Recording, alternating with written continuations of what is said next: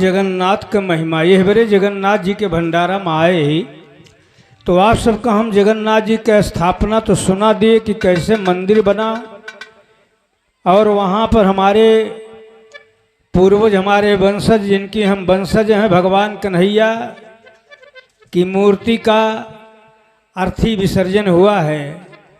उनकी शरीर का अर्थी विसर्जन करने के बाद मंदिर बन गया, भगवान जगन्नाथ जी के नाम से प्रसिद्ध है। आज आप लोग दर्शन करने तमाम हर वर्ग के लोग जाते हैं। तो हमारा यह यदुवंश धन्य है कि जिनके पूर्वजों का दर्शन करने से लोगों को मुक्ति मिलती है, और एक धाम के रूप में विकसित हुआ है। काफिया में भाव है मास्टर साहब, सदन कसाई भक्त महान, सदन कसाई भक्त महान,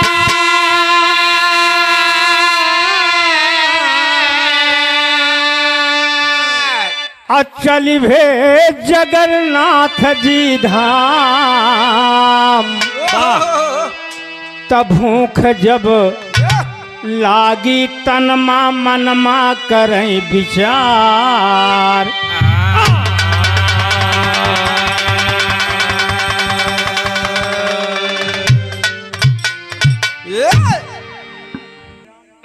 सदन कसाई था लेकिन महान भक्त रहा। अरे उस सालिक राम भगवान से मांस तौलत रहा। बारे हमार भगवान देख लिया कितना बड़ा भगवान का महिमा है। एक भक्त के बड़े बटखरा बना रहे सालिक राम भगवान, मांस तौले, लेकिन आत्मज्ञान हुआ। और भगवान की कृपा से जब आत्मज्ञान हुआ तो भगवान कन्हैया का दर्शन पाया, साक्षात दर्शन मिला। भगवान जगन्नाथ के दर्शन करने चल दिया। रास्ते में भूख लाग गए सदन कसाई की, और जब भूख लाग गए तो काक दिखे तर्ज लगे थे मास्टर साहब,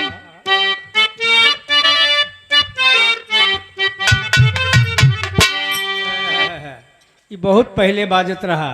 वाह कि भर दे झोली मेरी ये मोहम्मद, कवाली हो मास्टर साहब, कि भर दे झोली मेरी ये मोहम्मद, लौट कर दर से जाऊं न खाली। भर दे झोली मेरी ये मोहम्मद, लौट कर के न जाऊं न खाली। भर दे झोली मेरी ये मोहम्मद, लौट कर के न जाऊं न खाली। ओरिजिनल आ भैया, वाह। लेकिन गीत में कहना है, जोर से भूख लागी भगत के, जोर से भूख लागी भगत के, एक गौवा है आगे दिखाया।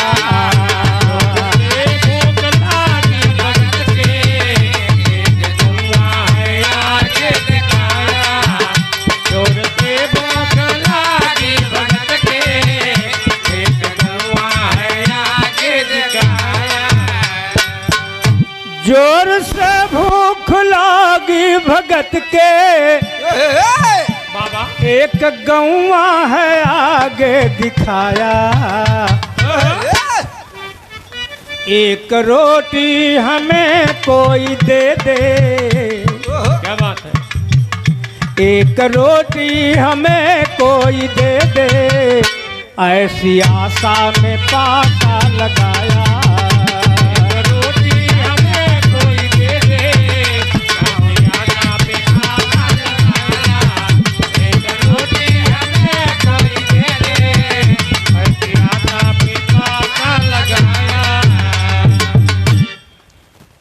भूख की इच्छा है, सोच रहा है एक रोटी कहीं मिल जाए तो इच्छा की तृप्ति हो जाए। तो हुआ क्या बाबूजी, भिक्षा वृत्ति से भूख भूख जब पुकारा है, भिक्षा वृत्ति से भूख भूख जब पुकारा है, खोल के मारी एक नारी ने निहारा है।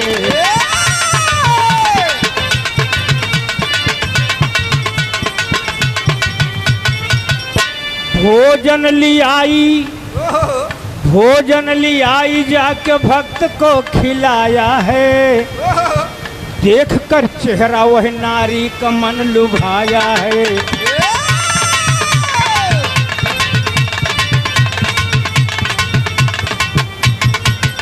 कहा कि आज रात मेरे घर ठहर जाओ, कहा कि आज रात मेरे घर ठहर जाओ, सुबह होते ही जहां जाना है सफर जाओ।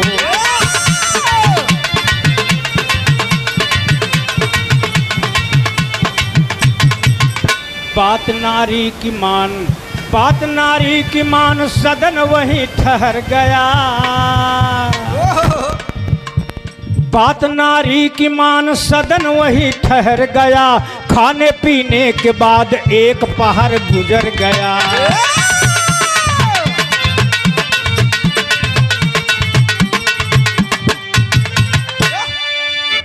भैया जब गांव में पहुंचा सदन, भूख लगी है, कोई रोटी दे दे, कोई नहीं दरवाजा खोला। एक नारी दरवाजा खोल के देखा, कहा आओ आओ। ब्रह्मचारी चेहरा, बैराग चमक रहा है सदन भगत के चेहरे पर, लेकिन नारी का मन गंदा हो गया। कहा आए मुसाफिर, आओ रोटी खाओ। गई भोजन ले आया।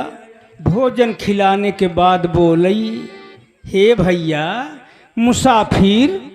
सदन भगत बोले, हाँ बहन। कहा आज रात घर में हमारे ठहरो, सवेरा जहाँ को जाना हो चला जाया। कहा ठीक है बहन। खियाया पियाया भैया, रात बीत गई। जब एक पहर रात बीती, उसका पति सो गया। तब औरत सदन भगत के चेहरा पर लोभ गई। जब रात बीत गए, ओकर पति सोएगा, तो सदन भगत के लगे आई गए।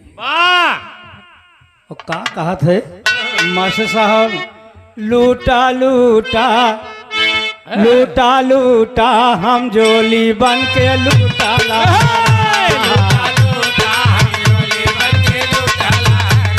लूटा लूटा हम जोली बन के लूटा ला। हाँ कामिनी का मातुर हो, कामिनी का मातुर हो, कामिनी का मातुर हो, कामिनी का मातुर हो, करने लगी थी ठोली, हम जोली बन के लूटा ला।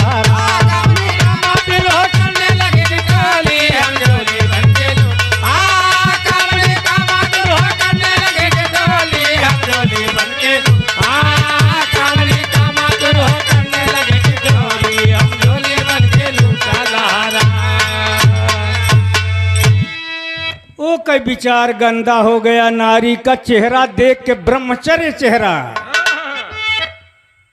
जब गंदा हो गया तो कहे लगी कि हमारे साथ में रात व्यतीत करो। सदन भगत जी कहने लागे, कहा बहन। सदन भगत जी कहने लागे, बहिनी बात हमारे सुना।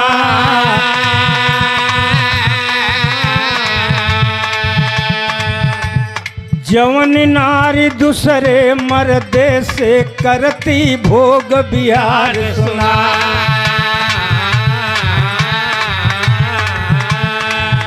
हमारी बेटियां बैठी हैं, आप लोगों के लिए भी शिक्षा है इस गीत में। वैसे तो हमारा यूट्यूब पर भी जो भी रहा है, तमाम लोग फोन करते हैं कि हम बिटिया या बाप साथे बैठ के सुनते ही आपके भी रहा। कोई अभद्रता नहीं है आपके गीत में। सदन भगत कह रहे हैं कि जवन नारी दूसरे मर्दे से करती भोग बिहार सुना। अरे निश्चित वही का जान लिया ऊ जाए नरक मझार सुना।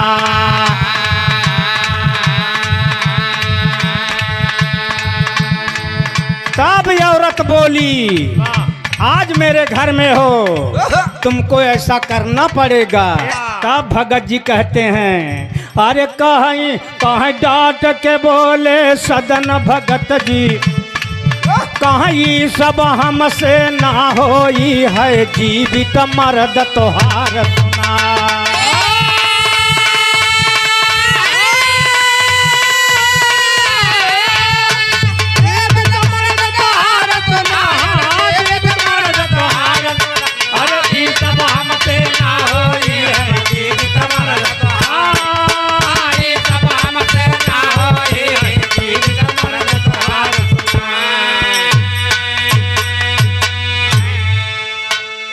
सदन भगत बोले कि बहन तेरा मर्द जिंदा है जिसके साथ में तू पाणी ग्रहण किया है, मर्द हो चाहे स्त्री हो, बिटिया भैया हरा जिसके साथ में हमारा पाणी ग्रहण हुआ है, संबंध भंवरी घूमे है, उसी से संबंध बनाना चाहिए। हमारा पुराण ई बिरहा भक्तमाल पुस्तक से हम प्रस्तुत करते। बाबा सदन भगत बोला कि बच्ची तोर मर्द जीवित है, हमसे ये सब काम न होई। कहा मर्द जीवित है तो औरत के मन में बात बदल गई, सोचत कि हमारा मर्द नहीं रहेगा तभी हमसे संबंध बनाई।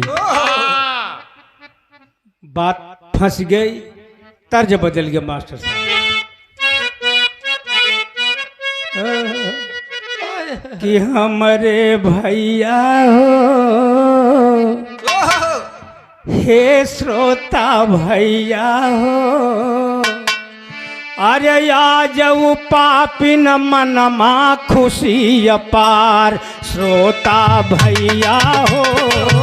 आज पापिन मनमा करे श्रोता भैया हो, आज पापिन मनमा करे भैया।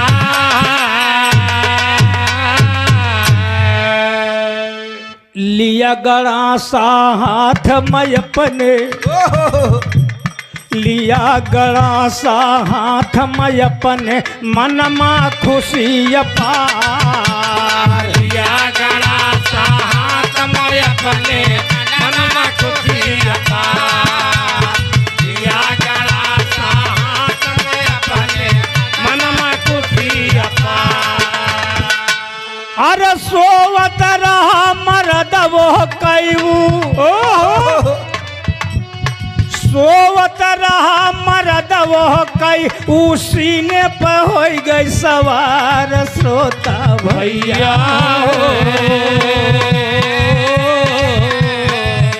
अरे अपने पति के मूड़ी ले सौता हमारे भैया हो।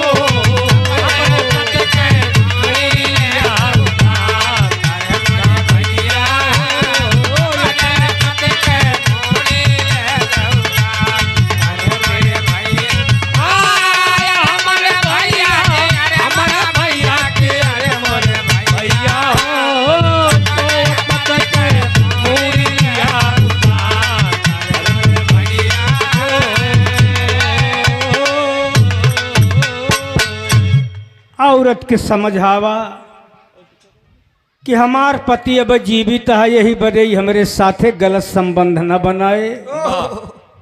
गड़ा सा लिया, पति सोत रहा, जाके मार दिया भैया।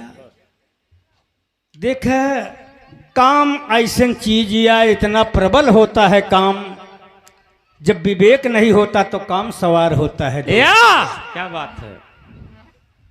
जब पति को मार दिया तो खुले हाथ माँ खूनी गड़ा सा उहले हाथ माखूनी गड़ासा सदन भगत लगे आई हो। ये हाथ माखूनी गड़ासा सदन भगत लगे आई हो। ये हाथ में खूनी गड़ासा सदन भगत लगे आई है।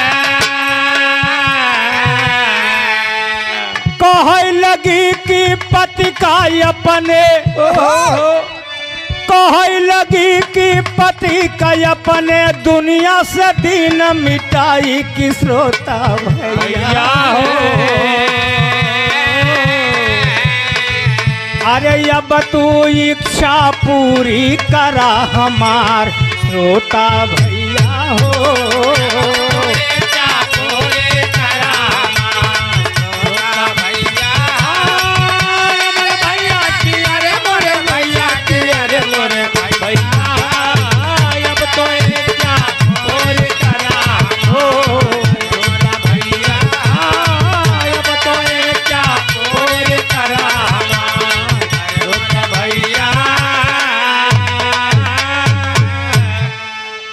कहा है मुसाफिर, अपने पति के हमने जग से दूर कर दिया, दुनिया से दूर कर दिया। देख ये खून से लथपथ गड़ासा हाथ में है, अपने पति को हम मार दिया।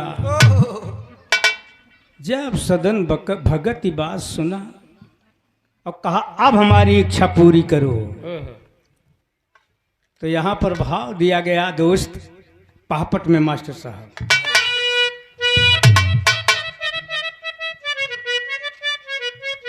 कह कि राम नाम का अगर अटल अनुरागी बाजी हारी ना। एक मेहरारू नहीं, चाहे 100 मेहरारू इकट्ठा हो जाए, अगर राम नाम का अटल अनुरागी है, कृष्ण नाम का अटल अनुरागी है, तो भगत तो यहां पर कवि संकेत करता है कि राम नाम का अगर अटल अनुरागी बाजी हारी ना, और कभौ चुनरिया हो न पाए दागी बाजी हारी ना।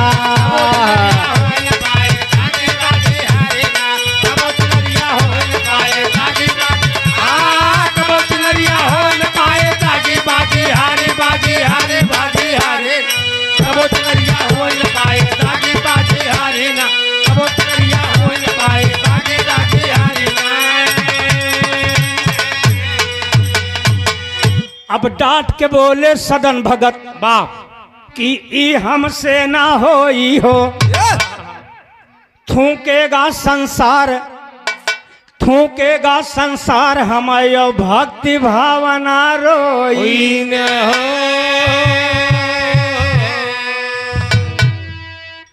ऐ अभागिन, ऐ पापिन, अगर हम तेरे साथ ऐसा संबंध बनाएंगे तो भक्तों के पद पर भक्तों की गरिमा धूमिल होगी और संसार थूकेगा, भक्ति भावना रो जाएगी, भक्ति रो देगी, तो ये ना होई।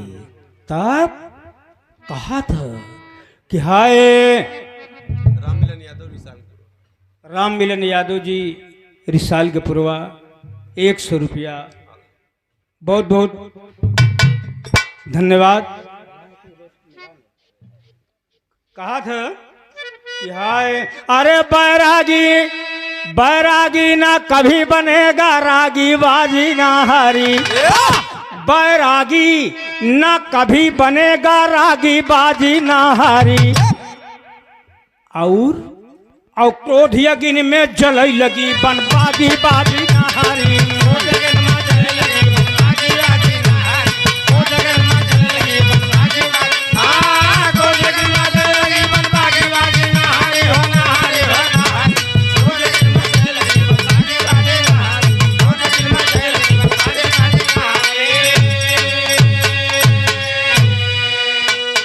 भैया ये सब कैसे होता है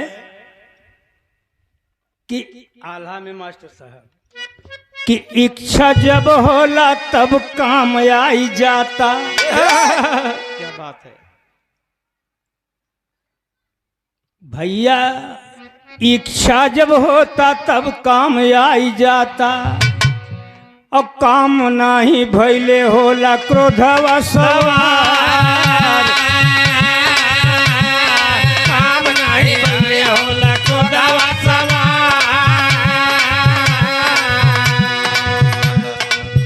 बिगाड़ने के लिए सबसे पहले हमारे अंदर इच्छा प्रकट होती है। वाह। धर्म, भक्ति, ज्ञान, विवेक को खोने के लिए सबसे पहले इच्छा आती है। वाह वाह वाह। और जब इच्छा आती है तो काम, तो इच्छा जब होले तब काम आई जाला। अब काम जब नहीं होता है तो काम नहीं भइले होला क्रोधवा सवार।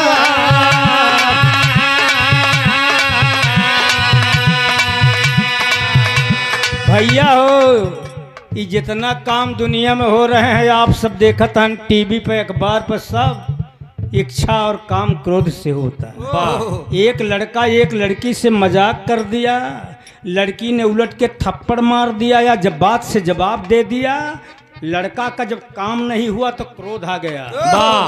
देख लेंगे कल, पेट्रोल छिड़क देता है।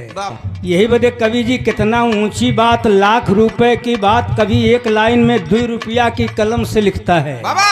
2 रुपए की कलम से लाख रुपए की बात लिखता है। क्या बात है। कहन की इच्छा जब होले तब काम आई जाता। जब हल कब काम आई जाला। जब हल कब काम आई जाला। भैया काम नाही भइले होला क्रोधवा सवार। भइले होला क्रोधवा सवार। काम नाही हल क्रोधवा सवार। काहे क्रोधवा सवार हिंसा मार मार बोला। क्रोधवा सवार मार मार बोला। क्रोधवा सवार मार मार बोला। ए भैया, काम नहीं हुआ, क्रोध आया, क्रोध आया तो हिंसा आई। मार मार दो साले को, मार। तो क्रोधवा सवार हिंसा मार मार बोला। क्रोधवा सवार मार मार बोला। क्रोधवा सवार मार मार बोला। और आज पपिनिया सोचत मन मार। पपिनिया सोचला मन मार। आज पपिनिया सोचला मन मार। काहे जौने काम बदे अपने दूल्हा कमारा। काम बदे अपने दूल्हा कमारा। काम बदे अपने दूल्हा कमारा। अब आया विवेकों के पास, जब सब खत्म हो गया तब विवेक आया। अब कहा था लेकिन अभी भी देखें का करता वो। कहे जौने काम बदे अपने दूल्हा को मारा। काम बदे अपने दूल्हा कमारा। काम बदे अपने दूल्हा कमारा। वो काम पूर्ण भवा है सरकार। काम पूर्ण भवा है सरकार। वो काम पूर्ण भवा है सरकार। हे राज दरबार में गुहार कर जाए के। दरबार में गुहार कर जाके। दरबार में गुहार कर जाके। इसी मार दिया इसी ने हमार भरता। फंसा दिया काहे मार दिया इसी ने हमार भरता।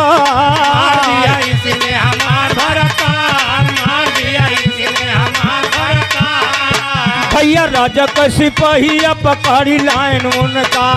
सिपाहिया पकड़ लाए उनका। राजा का सिपाहिया पकड़ लाए उनका। कहते है आह गलती बहुत बढ़िया। गलती बहुत बढ़िया भैया करे यहाँ गलती बहुत बढ़िया। कहा दोनों हाथ उनके कटाई ले राजा। हाथ उनके कटाई ले उनके कटाई ले राजा। भैया दोनों हाथ उनके कटाई ले राजा। हाथ उनके कटाई ले राजा। हाथ उनके कटाई ले राजा। छोड़ दिया चले भगवान का पुकार। चले भगवान का पुकार भैया छोड़ दिया चले भगवान का पुकार। कहाँ तनिको दरदिया भगत के न भैला कदर दिया भगत के न भैया, तन कदर दिया भगत के न भैया। करनी के फल जान, करनी के फल जान किया स्वीकार। करनी के फल जान किया सबकार, करनी के फल जान किया सबकार। भैया जगन्नाथ जी में, जगन्नाथ धाम में अब भगत जी जब आई गए।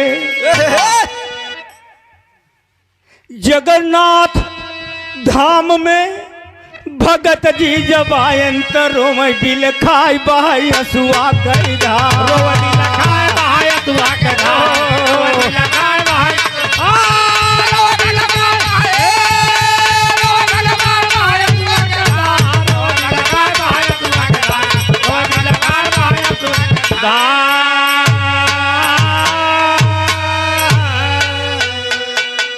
भैया जब नारी बोली कि तोहरे लिए हम अपने पति के मार दिया, हमारी इच्छा पूरी करा।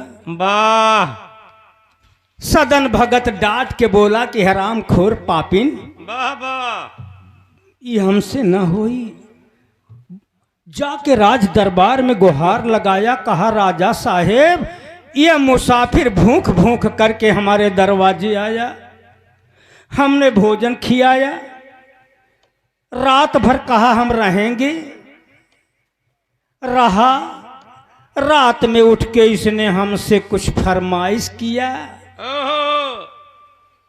देह अंग संबंध बनाने का। देखें उल्टा बर रही है, उल्टा बोल रही है। कहा देह संबंध बनाने का इजहार किया।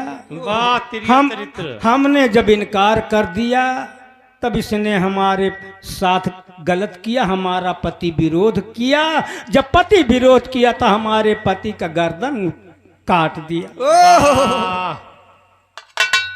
राजा वो के बात मान के कहा तुमने इन्हीं ई हाथे से गलती किया है। इतने पर से दोनों हाथ राजा कटवा लिए। लेकिन बारे भक्त जब राजा ने हाथ कटवाया तो कहा ये हमार पूर्व जन्म का कोनो संस्कार या हम कितना बकरा बकरी के गर्दन काटे है वो के संस्कार। जब भगवान का दर्शन नहीं भा रहा तो पहले कसाई था। भैया बोला ना, कहा था, कहा हम कसाई रहे, कोई गलती जरूर रही, ये हमार कमाई है, चला भगवान ही भोग ले, कौनो बात ना है। ये सुने वाले बाबू धन्य हो भगवान जगन्नाथ जी, धन्य हो भगवान जगन्नाथ कृष्ण भगवान हमारे मुरली मनोहर की जहाँ स्थापना है लाश की, वही स्थान है भगवान जगन्नाथ। जब गया जगन्नाथ जी के मंदिर में तो रास्ते में तो आंसू नहीं गिरे, खुशी खुशी गया। लेकिन जब भगवान जगन्नाथ के मंदिर में गया तो भक्त के आंसू, आंखों से आंसू, आंसू की धारा बहने लगी। कहा भगवान ये आपका भक्त मूर्ति पर हाथ से स्पर्श नहीं कर सकता है, क्योंकि हाथ नहीं है।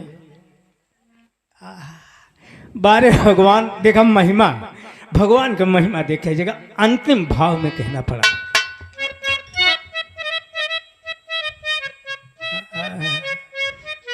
मास्टर साहब वह हो कि अरे कटा हुआ हाथ, कटा हाथ, इतने पर से यह दोनों कटा हुआ हाथ। ये भक्तमाल पुस्तक से हम बिरहा गा रहे हैं बाबूजी। कटा हुआ हाथ जब मूर्ति पे धरी तो लागी सूरती मूर्ति में मिल गे हरी।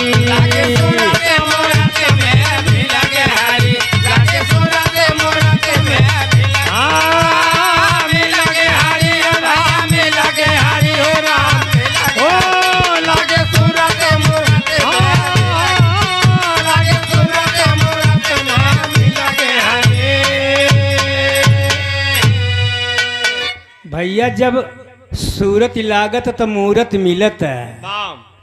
पत्नी के पति बम्बई जालौन बंगलौर कलकत्ता कहाँ रहता है, लेकिन जब सूरत लगी तो ओके मूरत सामने आती है। एक व्यवहारी बड़ी दूर चला जाता है, लेकिन जब सूरत लगी तो मूरत ही आगे खड़ी होती है। तो जब भक्त के सूरत लगी भगवान में तो वही मूर्ति में बारे हमार भगवान मुरली मनोहर बंसी धरे कमरी धरे मिले। कहा भक्त तू हमारे लिए, कहा प्रभु आपके दर्शन की इच्छा रही। तो कहा था कहे कि ये भैया कि भक्त भगवान का दीदार जब होता, भगवान का दीदार जब होता, भगवान का दीदार जब होता।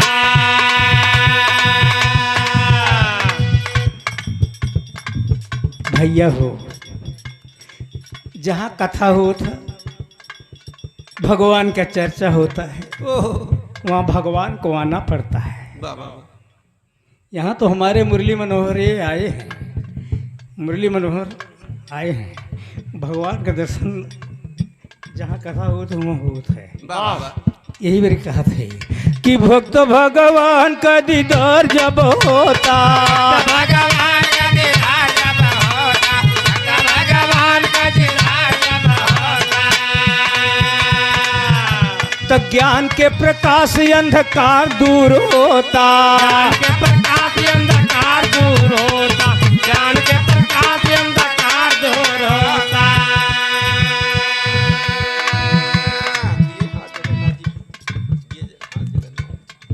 भैया दिए हाथ जगन्नाथ जी कपार पर धरी, भगवान जगन्नाथ वह भगत के सर पर हाथ रखा। दिए हाथ जगन्नाथ जी कपार पर धरी, लागी सूरती मूरति में मिल गए हरी।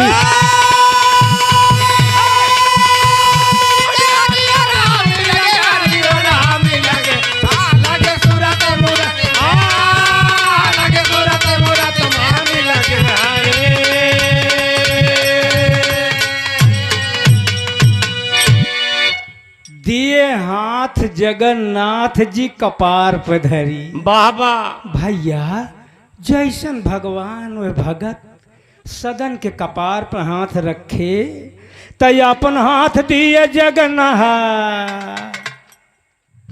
आपन जगन्नाथ आपन हाथ दिए जगन्नाथ बिना हाथ के। क्या बात है। हाथ नहीं रहा वो कट गया रहा, लेकिन वारे हमारे भगवान जगन्नाथ अपने भक्त का तो जब इतना बड़ा नाम ले से उनके भगवान दया कर कृपा करते हैं। तो जौन लोग इतना बड़ा भंडारा करते हैं भगवान जगन्नाथ के नाम पर, उनका काम मिलेगा बाबा। अपने धाम को प्रभु ले जाएंगे।